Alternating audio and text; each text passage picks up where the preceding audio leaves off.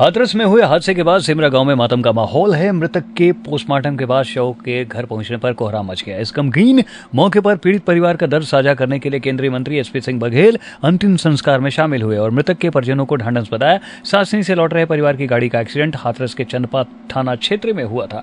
इस भीषण हादसे में एक ही परिवार के 17 लोगों की जान चली गई थी, जिसके बाद मृतकों के शव का पोस्टमार्टम होने के बाद शव जैसे ही थाना खंदौली के सेमरा गांव में पहुंचा तो मातम का माहौल हो गया, जिसके बाद सभी मृतकों के अंतिम संस्कार की प्रक्रिया शुरू कर दी गई। पीड़ित परिवार के गम में शामिल होने के लिए केंद्रीय मंत्री एसपी सिंह बघेल सेमरा गांव पहुंचे, जहां उन्होंने पीड़ित परिवार से मुलाकात कर उन्हें ढांढस बंधाया और अंतिम संस्कार में शामिल हुए, जिसके बाद सरकार द्वारा घोषित की गई मुआवजा राशि की चेक पीड़ित परिवार को सौंपे। इस मौके पर उत्तर प्रदेश सरकार के कैबिनेट मंत्री योगेंद्र उपाध्याय और क्षेत्रीय विधायक डॉक्टर धर्मपाल सिंह मौजूद रहे। ये निश्चित रूप से बहुत दुखद घटना है। जब से हम लोगों को घटना की जानकारी मिली, आदरणीय मुख्यमंत्री जी को मिली, सरकार ने तुरंत संज्ञान लिया। हमारे आदरणीय मंत्री योगेंद्र उपाध्याय जी को सरकार ने यहाँ मौके पर भेजा है और दोनों ही सरकारें, आदरणीय मोदी जी की सरकार, आदरणीय योगी जी सरकार 2-2 लाख की सहायता भी मृतकों की कर रही है। घायलों को भी 50,000 रुपए दिए जा रहे। एक बड़ी दुखद दुर्घटना है ये, जिसमें एक ही परिवार के कई लोग या उनके रिश्तेदारों का निधन हुआ है और वो एक साथ लौट रहे थे, उसमें दुर्घटना हुई, दुर्घटना में निधन हुआ। कल रात ही मुझे माननीय मुख्यमंत्री जी के सचिवालय से और आगरा के जिलाधिकारी महोदय के यहाँ से स्वयं जिलाधिकारी महोदय ने सूचना दी कि ऐसे घटना हुई है और मुख्यमंत्री जी ने निर्देशित किया कि आपको वहाँ रहना है। तो मैं इसीलिए मुख्यमंत्री जी के प्रतिनिधि के तौर पर यहाँ मौजूद हूँ। लेकिन दुख की घटना है और मानवता के नाते हम लोग यहाँ पर आए हैं। इस परिवार को इतना बड़ा दुख के लिए धैर्य प्रदान करें, ईश्वर से प्रार्थना करते हैं और जो मृतक आत्मा है उसको ईश्वर अपने चरणों में स्थान दे। हाँ, प्रदेश सरकार ने 2 लाख रुपए मृतक लोगों को और 50,000 रुपए घायल लोगों को घोषणा की है। 2 लाख रुपए, 4 लाख हो गए, 2 लाख पीएम किया प्रदेश सरकार 2 लाख। साइड से ये सेमरा में जो घटना हुई है, इसके ऊपर आपका क्या कहना? कल सेमरा के लोग, एक ही परिवार के लोग एक सामाजिक समारोह में हाथरस जा रहे थे। तो एक छोटे हाथी में लगभग 36 लोग थे। उनकी रोडवेज की बस से दुर्घटना हाथरस में हुई है, जिसमें 17 लोगों की मृत्यु हुई है, जिसमें बच्चे भी हैं, महिलाएं भी हैं और पुरुष भी हैं।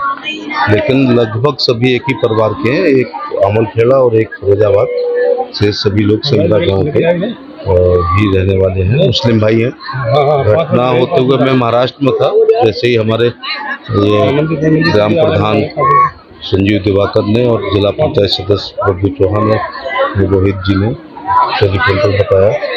माननीय मुख्यमंत्री से बात हुई, उन्होंने मुख्यमंत्री विवेकाधीन कोष से 2-2 लाख रुपए, प्रधानमंत्री राष्ट्रीय राहत कोष से 2 लाख रुपए और घायलों के लिए 50,000 का इलाज के लिए व्यवस्था की गई है। कल ही जिलाधिकारी हाथरस से मैंने स्वयं बात की, तो जो गंभीर घायल हैं वो कुछ अलीगढ़ और एसएन मेडिकल कॉलेज भेजे गए, सामान्य घायल वहीं हाथरस में है। रात ही में सबका पंचायतनामा किया गया, पोस्टमार्टम किया गया। डेड बॉडी इस समय सेमरा में आ चुकी हैं और इस समय कब्रिस्तान हम लोग दफनाने जा रहे हैं और मृतक आश्रितों को वहीं पंचायत घर में राज्य सरकार के द्वारा दिए गए पैसे का चेक दिया जाएगा। बहुत दुखद घटना है, लेकिन थोड़ा पुलिस को सोचना चाहिए। रास्ते में कई थानों से होकर के ये छोटा हाथी जो सवारियों के लिए होता नहीं है, लोडिंग के लिए होता है। गरीब लोग उतना भार नहीं कर पाते हैं, लेकिन ऐसी दुर्घटना से तो सावधानी, always prevention is better than cure. अगर एक सफ़ेद हाथी की क्षमता ही नहीं है कि 36 लोग उसमें जाएं, घटना हो गई नहीं होगी तो भी ड्राइवर को चलाने में निश्चित तौर से परेशानी होती है। मुझे लगता है ड्राइवर सीट के आसपास भी 5-7 लोग बैठे होंगे। विभिन्न थानों से ये वाहन गुजरा होगा, उनको ध्यान रखना चाहिए था। उस समय थोड़ा बुरा लगता है पॉलिटिशियंस को भी जब किसी का चालान होता है, लेकिन ऐसी दुर्घटनाओं से इतनी बड़ी जनहानि से बचा जा सकता है।